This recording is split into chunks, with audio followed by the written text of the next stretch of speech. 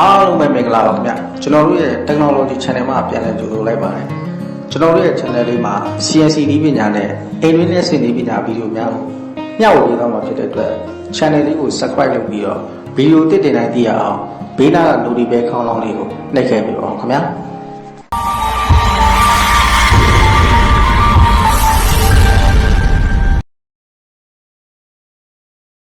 ဟုတ်ကျွန်တော်ပြပေးမှာတော့ဒီ radius တွေမှာအခုံးလို့အခွတ်လို့เนาะအဲ့ဒီຢာတွေကိုသူ့မြင်းချောင်းနဲ့လိုက်ပြီးတော့ဒီမြောင်းတွေကိုသူ့အတိုင်းလိုက်ပြီးတော့ဒီမြောင်းတွေကိုဘယ်လိုလုပ်မလဲဆိုတော့ပြပေးပါမယ်เนาะဒါဆိုရင်သူ့ OD က283 ID က100နောက်တဲ့အသေး ID 180ဒီခုံးရဲ့ဒီနေရာလေးရပေါ့21เนาะသူ့ရဲ့တူရှည်က 15.5 15ဆိုတာ30เนาะသူ့ရဲ့ RDR 600နဲ့95เนาะဒီ R စင်တာကနေပြီးတော့ဒီညောင်းလေးရဲ့စင်တာကို80အဲ့တော့ကျွန်တော်တို့ခုစပြီးတော့ဆွဲမယ်5 new pad okay နေလိုက်မယ်ကျွန်တော်တော့ front plane ကိုပဲရွေးတယ်เนาะကြိုက်တဲ့လူကြိုက်တာကိုရွေးလို့ရတယ်เนาะကိုစင်ပြရပြရပေါ့ကိုကျွန်တော်တို့ကဒီ 3D ပုံစံကို 2D လို့ကြည့်တတ်ရမယ် solidwork က 2D ကို 3D လို့ကြည့်တတ်ကြမယ်အဲ့တော့အခုကျွန်တော်ကြည့်ထားတဲ့ဒီ 3D ကို 2D လို့ကြည့်တာကြတော့ဒီလိုကျွန်တော်ဆွဲမယ်center line ဆွဲပေးရတယ်เนาะဘာလို့လဲဆိုတော့ revolt လုပ်မယ်ဆိုလို့ရှိရင် center line ဆွဲပြီးခွဲပို့ပြီးတော့အဆင်ပြေတယ်အဲ့တော့ကျွန်တော် profile တစ်ခုကျွန်တော်မျက်လုံးနဲ့မြင်ထားတဲ့ဟာပေါ့အဲ့ဒီဟာကိုကျွန်တော်အရင်ဆွဲလိုက်တယ်เนาะအခုဒီအပြာတွေဖြစ်သွားပြီဆိုလို့ရှိရင်ကျွန်တော် define မလုပ်ရသေးဘူးပြောမယ် entity မဖြစ်သေးဘူးနေရာတွေရွှေ့နိုင်တယ် center တွေလည်းရွှေ့နိုင်တယ်တကယ်လို့အခုကျွန်တော် define လုပ်ပြမယ် define လုပ်လိုက်ပြီဆိုရင်ဘယ်လိုခြေနေဖြစ်လဲကြည့်ပါအခုကျွန်တော် define OD ကိုလုပ်အခုဒီနေရာလေးကိုထောက်ပြီးတော့ဒီမြင်းချောင်းလေးကို center line လေးကိုထိပေးလိုက်တစ်ချက်နေလိုက်တဲ့ခါကျရင်ဒီလိုမျိုးပေါ်လာဒီလိုမျိုးပေါ်လာပြီဆိုရင်ဒါဒီ center line ရဲ့တဝက်ကိုဒီလိုမကြော်တဲ့အတွက်ကOD က283ဆိုရင်တဝက်ပဲထည့်ပေးရမယ်သူ့ရဲ့အမောက်အဲ့တော့ကျွန်တော်ကတော့ဒီလိုထည့်မယ်ဒါဆိုရင်ဒါသူ့ရဲ့အမောင့်ပြည့်ထည့်ပေးရမယ်283 define လုပ်လိုက်ပြီပြီးရင်ဒီထဲရ ID ကို80 define လုပ်လိုက်ပြီဒီထဲရ stat တစ်ခု100 define လုပ်လိုက်ပြီဟုတ်ပြီကျွန်တော်တို့ဒီ OD ID တွေအကုန်လုံးလုပ်ပြီးသွားပြီဆိုတော့ကျွန်တော်တို့တိုးရှည်တွေကို define လုပ်မယ်တိုးရှည်ကို define လုပ်မယ်ဆိုရင်သူကအခုကိုပထမဒီ C ကိုကြော်ပြီးတော့ကိုလောက်ထားတဲ့အတွက်သူက C ကိုပဲကြော်နေပါပဲဘယ်လိုမကြော်ရင်ဆိုရင် ESC ကိုတစ်ချက်နှိပ်လိုက်ရင်သူပြောင်းသွားတယ်เนาะအဲပြောင်းသွားပြီဆိုလို့ရှိရင်တစ်ချက်နှိပ်ပြီးတာနဲ့ 15.5 ဒီအပေါ်အဟောင်းနဲ့ 15.5 15ဒီအနောက်အဟောင်းကြတော့21ပြီးရင်ကျွန်တော်တို့center point ARC tangent ARC 3 point ARC ကျွန်တော်3 point ARC ကိုသုံးမယ်သုံးပြီးတော့ဒီလိုလေးထားမယ်ကြိုက်သလိုခုံးလို့ရတယ်ပြီးရင်ပေါ် define ပြန်လုပ်မအောင်ဒါပေမဲ့ခွက်လို့မရအောင်เนาะအဲ့တော့ခုံးလိုက်ပြီးရင် define လုပ်မယ်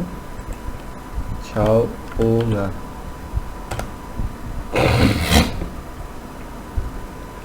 ဒါသူ့ရဲ့ profile ကပြည့်သွားပြီเนาะအဲ့တော့ကျွန်တော်တို့တခုသိထားမှာ solidwork မှာ shortcut တွေကများတယ်เนาะအဲ right click လေးကိုအသေးနှိပ်လိုက်နှိပ်ပြီးနည်းနည်းလေးရွှေ့လိုက်ရင်ပုံမှာထွက်လာပြီဒီဘက်ဘယ်ဘက်ဆိုရင် line အပေါ်ဆိုရင်တိုင်းတာ measuring လုပ်တာဒီဘက်ဆို cycle ဇဝိုင်းဒီဘက်ဆိုလို့ရင် square ၄တောင်းပေါ့เนาะပုံကြိုက်တာကိုရွေးလို့ရတယ်ဟိုမြင်းချောင်းရွေးမယ်ဆိုရင် right click လို့ချက်နေပြီဘယ်ဘက်ကိုရွှေ့ပေးလိုက်ဒါဆိုမြင်းချောင်းဆွဲလို့ရတယ်เนาะအဲ့တော့အခုကျွန်တော်တို့ပြီးသွားပြီဆိုလို့ရှိရင် အမှန်ချင်းလည်းရတယ်မချစ်ဘူးမြန်ချင်းလည်းဆိုရင်ခါတဲ့ picture reboot ဟိုဆိုအောင်နှိပ်မယ်နှိပ်လိုက်တာလည်းသူကသူ automatic reboot လုပ်ပြီးရသူကဘာမှနှိပ်ပြန်မလို့နော်အဲ့လိုပြီးသွားပြီအခုကျွန်တော်တို့ဒီ profile တစ်ခုပြီးသွားပြီပေါ့သူရဲ့ပို့တယ်ပြီးသွားပြီဆိုရင်ကျွန်တော်တို့ဒီညောင်းလေးတွေလုပ်ဖို့တော့ကိုကျွန်တော်တို့ plane တွေသူရဲ့အကွာဝေးတွေကိုလုပ်မယ်အခုကျွန်တော်ကတော့ဒီလိုလုပ်တယ်ဘယ်လိုလုပ်လဲဆိုတော့ဥပမာ control 5နှိပ်လိုက် control 5နှိပ်လိုက်ရင်ကိုကြည့်လို့ကောင်းတယ်ဟုတ်ပြီကျွန်တော်တို့ plane ရွေးမယ် plane က future reference geometry ထဲမှာသွားပြီးတကူကရွေးနေကြမလို့ဒီမှာ plane ရရှိပြီးသားဒီမှာဒါဆိုရင် front plane ဒါဆိုရင် front plane ဒီလို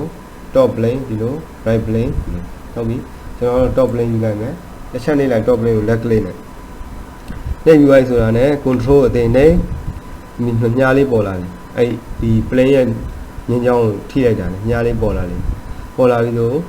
left click ကိုအသေးနှိပ်ပြီးတော့အပေါ်နေနဲ့တင်လိုက်ဒါဆိုရင်သူ့ပုံကမှာအပေါ်တင်သွားရင်အဲ့မှာကိုကဒီမျက်နှာပြင်နဲ့အထိကိုလိုချင်တယ်ဆိုရင်ဒီမျက်နှာပြင်နဲ့အထိလိုချင်တယ်ဆိုရင်သူမျက်နှာပြင်အတူရှိရ 30.5 လေ30.5 ကိုနှိပ်ရိုက်ထဲကို enter ခေါ်တယ်ဒါဆိုသူမျက်နှာပြင်နဲ့လာထိနေဟုတ်လားဟုတ်ပြီမထိလည်းရတယ်အမြင်ကြီးတင်လည်းရတယ်ဘာမှဖြစ်ဘူးကျွန်တော်တို့ပြင် project kit သုံးပါဆိုတော့เนาะဟုတ်ပြီပြီးပြီဆိုရင်ကျွန်တော်တို့ဒါမျိုးဆိုကြည့်ရခက်တယ်အဲ့တော့ control 5ကိုနှိပ်လိုက်မယ် scat line မြင်းကြောင်ဆွဲမယ်เนาะကျွန်တော် center line ကြောင်ဆွဲမယ်center line ကြောင်ဆွဲမယ်ဆွဲပြီးရင်ဒါတစ်ချက်ထိထားလိုက်မယ်ပြီးရင်ကျွန်တော်တို့ offset လုပ်မယ် offset သူကလိုချင်တာ80ဆိုတော့80တစ်ချက်နဲ့ကိုလိုချင်တဲ့ဘက်ကိုတစ်ချက်နဲ့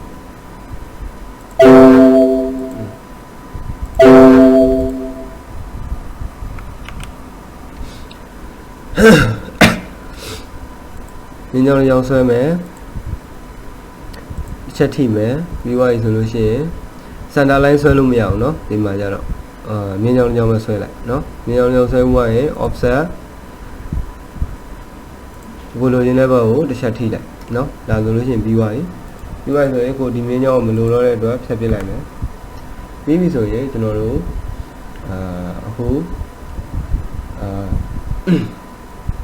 3D project ကိုလုပ်မယ်အဲ့တော့အမှန်ချစ်လိုက်မယ်ချစ်ပြီဆိုတာနဲ့ future cave မှာ project cave ဆိုတာနှိပ်လိုက်ပြီဆိုရင်ညင်းချောင်းလေးတွေ့မယ်ညင်းချောင်းလေးကိုအရင်တစ်ချက်နှိပ်မယ်ဒါ scat ရဲ့သင်္ကေတလေးဒါကြတော့ face ရဲ့သင်္ကေတเนาะ scat ကိုနှိပ်ပြီးသွားရင်ကျွန်တော်တို့ face ကိုတစ်ချက်နှိပ်မယ်မြားအပေါ်ထောင်နေရင်ဒီ reverses projection ဆိုတာနှိပ်လိုက်ရင်အောက်ကိုသွားလိုက်မယ်เนาะဟုတ်ပြီအမှန်ချစ်ပေးလိုက်ပါဝေသွားပါပြီဆိုရင်ကျွန်တော်တို့အခုဒီမြင်းချောင်းကပျောက်သွားပြီ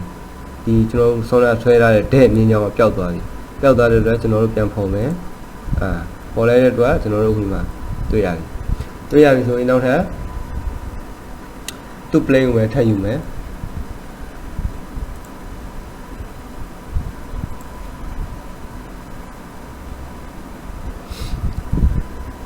သူ့ plane ကိုထပ်ယူမယ်ဆိုတော့ top ဟိုမှာ plane ပေါ်လာပြီနော်သူ့ရဲ့ plane ကိုထပ်ယူမယ်ဒီ plane လေးကိုတစ်ချက် scan နေဒီ plane လေးကိုတစ်ချက်နှိပ်ပြီးတာနဲ့ဒီမှာ line တစ်ချောင်းဆွဲလို့ရတယ်နော်သူ plane ကိုထပ်ပြီးယူကြမလို့တော့ရှာကြမလို့တော့နော်အဲ့တော့ကျွန်တော်တို့ဒီမှာဆောင်းကကျွန်တော်တို့ဆွဲထားတဲ့မြင်းချောင်းအခု center line မလားအခုဒီဒါဆွဲထားပြီဆိုတော့အလယ်မှာ point မရှိတော့ဘူးเนาะအဲ့ဒါကြရင်ကိုယ့်ရဲ့ဒီ define လုပ်လို့မရဘူးပေါ့နော်ကိုယ့်ရဲ့ပစ္စည်းကိုအဲ့တော့ကျွန်တော် center ကနေပဲကျွန်တော်တို့80ယူလိုက်မယ်center ကနေပဲကျွန်တော်80ယူလိုက်မယ်80ယူလိုက်တဲ့အတွက်ဒီမှာသူ့ရဲ့ center line နဲ့center line နဲ့ထိပါပြီဘာလို့လဲဆိုတော့ဒီကနေပြီးတော့ဒီ center ကနေပြီးတော့ဒီကို80ကျွန်တော်တို့ယူထားတာဟုတ်เนาะအဲ့တော့ဟုတ်ပြီအမှန်ချစ်မယ် future project ကိုပြန်သွားမယ်ဆိုတော့ကျွန်တော်ပြောတဲ့အတိုင်းဒီ simulation လေးကိုတစ်ချက်နှိပ်ပြီး face ကိုတစ်ချက်နှိပ်အပေါ်ထောင်နေတယ်ထောင်နေရင် reverse projection ကိုထပ်နှိပ်မယ် That's why you are in your mellow solution, right layer, yellow bone in the high one. No, that one. I don't know who's a little woman. I don't know who the body dinner, do a body dinner teeny lumia, no? Teeny Kajalusin, no, oh, minion patani, Puere Kajalusin, River Appeared. I know, to know, that 3D scan, 3D caves or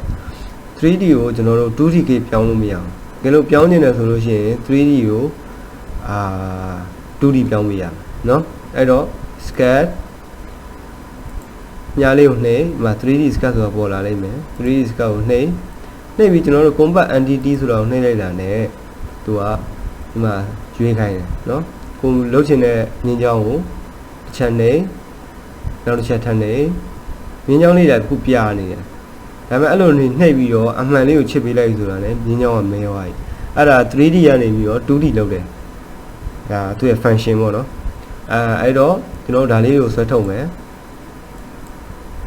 body နဲ့မထိအောင်လို့လည်းဆွဲထုတ်မယ်ဆွဲထုတ်ဦးလိုက်ဆိုရင်ကျွန်တော်တို့ဟုတ်ပြီဒီအမှန်ချစ်ပေးလိုက်ပြီဒီမှာဆွဲထုတ်လိုက်ပြီဆိုတာအရှိဝိုင်း body နဲ့မထိတော့ဒီကောင်ကတော့ထိတာတော့ထိရမယ်မထိလို့မရအောင်เนาะသူကဒီ down body တွေနဲ့မထိဖို့ရေးကြီးတာဒီ down body တွေနဲ့เนาะအဲ့တော့ပြီးသွားပြီဆိုရင်ကျွန်တော်တို့ plane ရွေးမယ် feature reference geometry plane ကျွန်တော်တို့အရင်ဆုံးဒီနေရာကိုသွားထိလို့မရဘူးကိုလိုချင်တဲ့ dead line ကဘယ် line လဲပေါ့အဲ့ဒါကိုအရင်ပြပေးရမယ်အဲ့တော့ဒီ line လေးကိုချက်နေ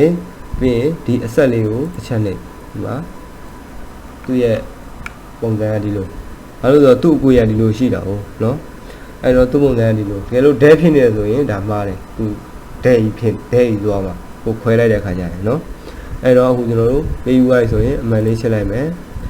ကျွန်တော်တို့ plane ကိုနောက်ထပ်ထပ်ပေးမယ်တခါလေလုံးမရှုပ်တော့အောင်เนาะအဲ့တော့ဒီအပေါ် plane လေးကိုဒီလေးဖြတ်မယ်ပြီးရင်ကျွန်တော်တို့ဒီမှာညီညောင်းလေးကိုထပ်နေမယ်ဒီအဆက်လေးကိုထပ်နေမယ်เนาะဒီမှာလည်းပြီးသွားပြီအမှန်ချစ်ပေးလိုက်အဲ့တော့ plane တစ်ခုပြီးသွားပြီပြီးသွားပြီဆိုတာလည်းကျွန်တော်တို့ skirt စဝိုင်းယူမယ်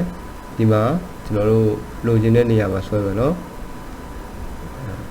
ဘယ်နေရာလဲဆိုတော့အဲ့ဒီနေရာအဲ့တော့ကျွန်တော်တို့ဆွဲပြီးဒါကိုကျွန်တော်တို့က10လို့ရင်လည်း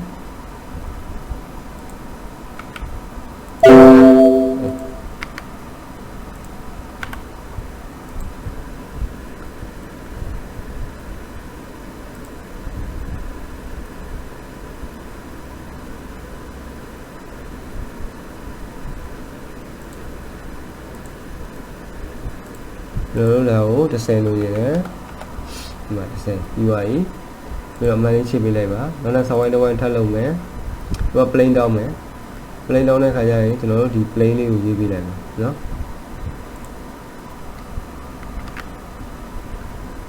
plane တောင်းတဲ့ခါကျရင်ကျွန်တော်တို့ဒီ plane လေးကိုရေးပေးလိုက်မယ်အဆက်လေးကိုနှိပ်ပေးလိုက်မယ်နှိပ်ပြီးသွားရင်ဒီမှာဒါကို10ထားပေးမယ်ဟုတ်ပြီအမှန်ချစ်ပေးလိုက်မယ်အမှန်ချစ်ပေးလိုက်မယ်ဒါဆိုနှစ်ခုပြီးသွားပြီဟုတ်လားပြီးသွားပြီဆိုရင်ကျွန်တော်တို့ future secret mask profile နဲ့ circular profile ဆိုတာရှိတယ် circular profile ကြတော့ဒီအောင်အရင်ဖြတ်လိုက်မယ် circular profile ကြတော့ဒီမြင်းချောင်းလေးကိုထောက်လိုက်တာ ਨੇ ကိုယ့်ရဲ့ဒီလိုချင်တဲ့10လား20လား30လားကိုလိုချင်တဲ့ size ကเนาะအဲ့တော့ကျွန်တော်ကတော့ဒီ circular profile ကိုမသုံးဘူး script profile ကိုသုံးတယ် script profile ကြတော့သူကဒီလိုလုပ်ရတယ်အပေါ်ဘက်ကိုရင်ဒီ software လေးကိုတစ်ချက်နှိပ်ဒီမြင်းချောင်းလေးကိုတစ်ချက်နှိပ်သူကဒီမြင်းချောင်းကိုအမှန်ညွှန်းရတာပေါ့သူကမေးတာအဲ့တော့အမှန်ချစ်ပေးလိုက်မယ်ချစ်ပေးလိုက်ရင်ဒီမှာဖြစ်သွားပြီเนาะဖြစ်သွားပြီဆိုရင် okay တစ်ချက်နှိပ်မယ်နှိပ်ပြီးတော့လည်းကျွန်တော်ဒီမှာ line line တွေ့တယ်အဲ့ line ကိုမလိုချင်ဘူးဆိုရင် right click high ဆိုတာလေးကိုနှိပ်ပြီးဖြောက်လို့ရတယ်เนาะဒီကောင်လည်း right click high ဆိုတာလေးကိုဖြောက်လို့ရတယ်ရှုံနေ right click high ဖြောက်เนาะအဲ့တော့ပြီးသွားပြီဆိုရင်ကျွန်တော်တို့circular pattern ကိုနှိပ်မယ်နှိပ်ပြီးတာနဲ့ကျွန်တော်တို့ဒီအပေါ်ကတော့ဒီ down လေးကိုထိပြီးလိုက် body ရဲ့ down ပေါ့ကိုလို့ရှိရင် body ရဲ့ down ပြီးဒီတစ်ခုကတော့ကိုလိုချင်တဲ့ကိုခွဲချင်တဲ့ဟာပေါ့နော်အဲဆိုလို့ရှိရင်ပြီးအမှန်လေးချစ်ပေးလိုက်တာနဲ့သူကဒီမှာဖြစ်သွားပြီပြီးသွားပြီပြီးသွားပြီဆိုရင်ကျွန်တော်တို့နောက်ထပ်ဒီမှာနောက်ထပ်ညောင်းတစ်မြောင်းကြံနေတယ်အဲ့ဒါကိုကြတော့ကျွန်တော်ထပ်လုပ်မယ် secret ဖြုတ်ချထဲမှာပဲရှင်းတော့နော် secret ပြီးရင်ဒီဟာလေးကိုတစ်ချက်နှိပ်မယ်ပြီးရင်ဒီမြင်းချောင်းလေးကိုတစ်ချက်နှိပ်မယ်ပြီးရင်အမှန်လေးချစ်ပေးလိုက်မယ်control point start အဲ့တော့ကျွန်တော်တို့အခုလောတဲ့ဒီလိုမျိုးဖြစ်နေရဆိုလို့ရှိရင်ကျွန်တော်တို့လိုက်ပြီးတော့ solution တွေရှာကြရမလို့ဘူးဆိုတော့ဘာလို့လဲဆိုတော့သူကဒီမှာနှစ်ခုပေးထားတာကို scape profile ရဲ့ circular profile ရဲ့เนาะအဲ့တော့ကျွန်တော်တို့ဒီဟာကိုဒီလေးနှိပ်မယ်ဒီလေးနှိပ်မယ်ပြီးရင် circular profile ကိုနှိပ်ပြီးတော့ကျွန်တော်တို့ဒီဟာလေးကိုမြင်းချောင်းလေးကိုတစ်ချက်မှတ်ပေးလိုက်ဒါဆိုရင်ဒီမှာသူရဲ့တစ်ဝက်ပါเนาะအဲ့တော့အမှန်ချစ်ပေးလိုက်မယ်ချစ်ပေးလိုက်ရင်ဒီမှာဒီလိုဖြစ်သွားတယ်အဲ့တော့ဒီမြင်းချောင်းလေးကိုမလိုချင်ဘူးဆိုရင်ထပ်ပြီးတော့ right click ဖြောက်မယ် right click ဖြောက်မယ် right click ဖြောက်မယ်ဟုတ်ပြီပြီးသွားပြီဆိုရင်ကျွန်တော်တို့ pattern ဆက်ခွဲမယ် liner pattern circular pattern okay ဒါကြတော့ကိုကဒီ line ကြတော့ဒီအောက်နဲ့ဆိုင်သွားပြီဒီ line ကြီးကြတော့အပေါ်ကြီးဖောက်တဲ့အတွက်အပေါ် line နဲ့ဆိုင်တယ်เนาะအဲ့တော့ဒီ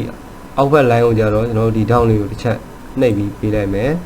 ပြီးသွားပြီဆိုရင်ကိုခွဲခြင်းတဲ့ဟာကိုနှိပ်မယ် picture and face ပြီးရင်တစ်ချက်နှိပ်လိုက်ပါနှိပ်လိုက်ပြီဆိုရင်ဒီမှာထွက်လာပြီ pattern လေးအမှန်လေးချစ်ပေးလိုက်မယ်ဒါပဲအဲ့ဒီတချို့လူတွေကတော့အဲ့ plane တွေကိုအများကြီးခွဲပြီးတော့သူတို့ကလောက်တော့ဗောနော်ကျွန်တော်ကတော့ဒါပုံမှန်တိုင်းပဲဒီ plane တွေကိုခွဲရမလို့ကို 3D cave နဲ့ဒီမြင်းချောင်းတွေကိုဆက်အောင်ကိုလုပ်ပေးတာဗောနော်အဲ့တော့အကုန်လုံးသိကြတက်ကြမယ်လို့မျှော်လင့်ပါတယ်ဒီ 3D scan နဲ့ပတ်သက်ပြီးတော့အခွက်တွေလည်းလုပ်လို့ရတယ်အခုံးတွေလည်းလုပ်လို့ရတယ်အလုံးတွေပေါ်မှာလည်းလုပ်လို့ရတယ်เนาะတချို့လူတွေကအဲ့လိုတွေလုပ်တဲ့ခါကျရင်ပြဿနာတွေဖြစ်တတ်တယ်เนาะအဲ့ဒါလေးတွေတခုခုတော့ဖြည့်ရှင်းပြီးတယ်ဆိုလို့ရှိရင်ပဲအစိုးပါဘူးเนาะ